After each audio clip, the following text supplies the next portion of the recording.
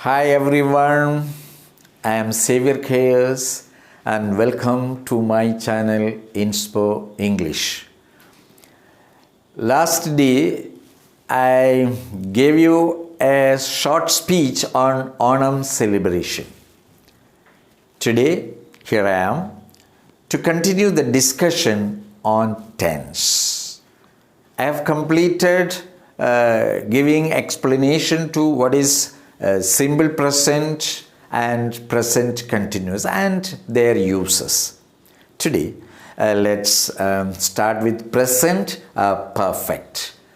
What is actually present perfect? What is the state of the action in present perfect? Here we know whether the action is complete or incomplete.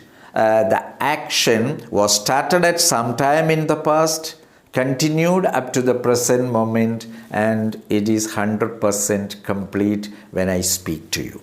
In such context only we can use present perfect. This is the general information. There can be exceptions. We will come into that later when we come to the uses of present perfect. And so when you think about present perfect, understand that the action is 100% complete. Okay? Let's come to the uses. Uses of present perfect tense. Before that, what is the form of the verb here? Subject plus, has or have plus, verb 3. That is past participle of the verb plus object if there are any. And here, see an example. I have completed the assignment. That means nothing is left behind. At the time of speaking, the assignment is over. That is complete.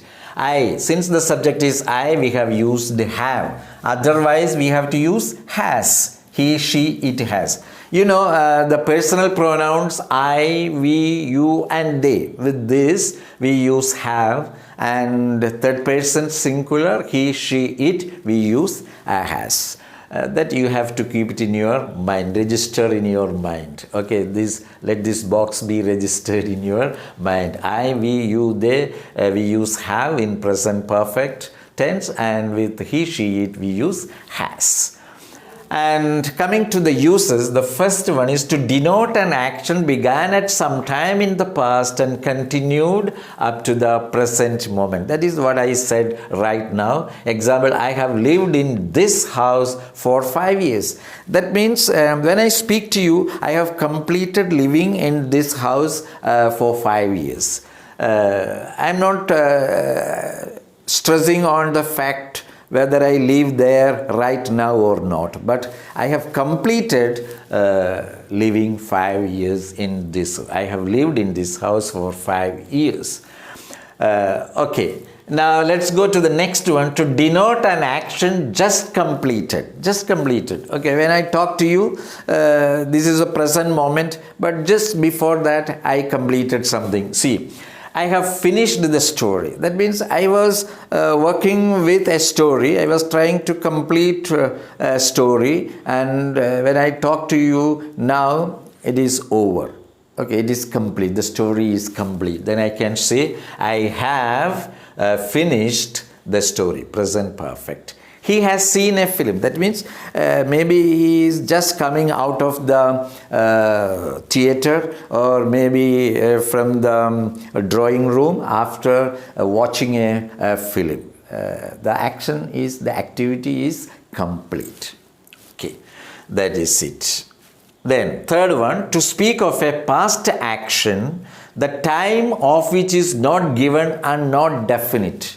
An activity is there, but we don't remember the time, we are not definite, and it is not given. In such context, we will have to use present perfect. I have met Tagore. I have met Tagore. See, present perfect. Since subject is I, we have used have.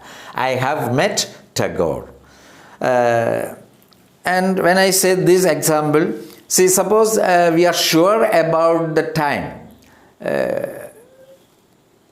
I met Tagore in 1913. Can I use like that? Yes, it is perfectly correct. If there is a point of time given, then you can very well use simple past.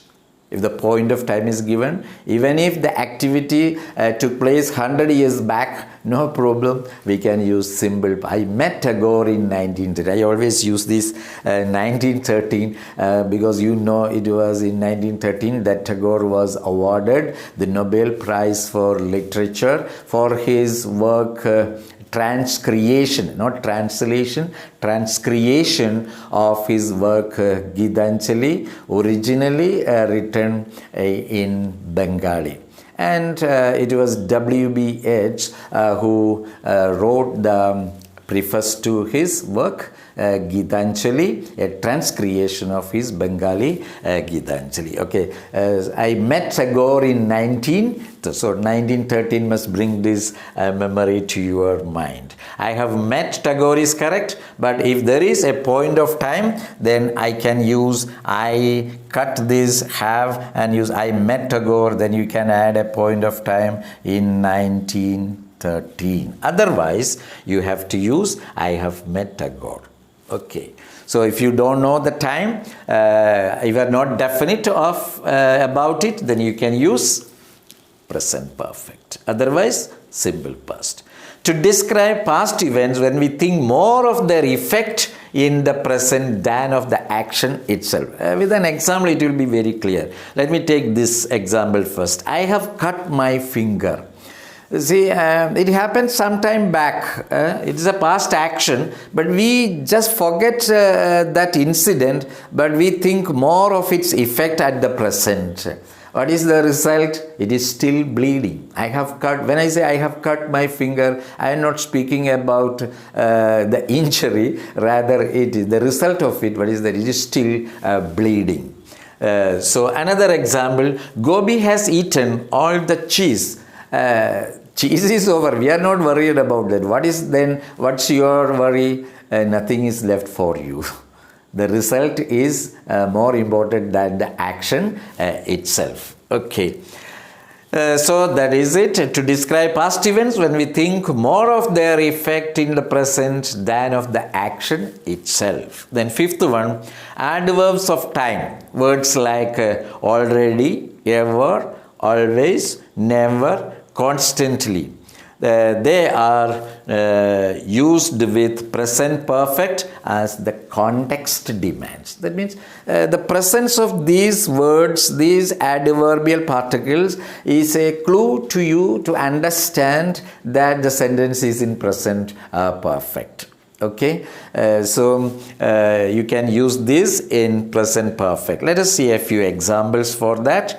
We have never seen such a sight. See, the word never, never. It's a negative word. It's not, so it has come between the auxiliary and the main word. The subject is we. So we have seen such a sight. When never comes there, the meaning goes negative. We have never seen such a sight. The sentence is perfectly all right, correct. Another one, Rudolph has always been an outlaw. This always adverb particle always comes between the main verb and auxiliary. Rudolph has always been an outlaw. Another one, have you ever been to Ooty?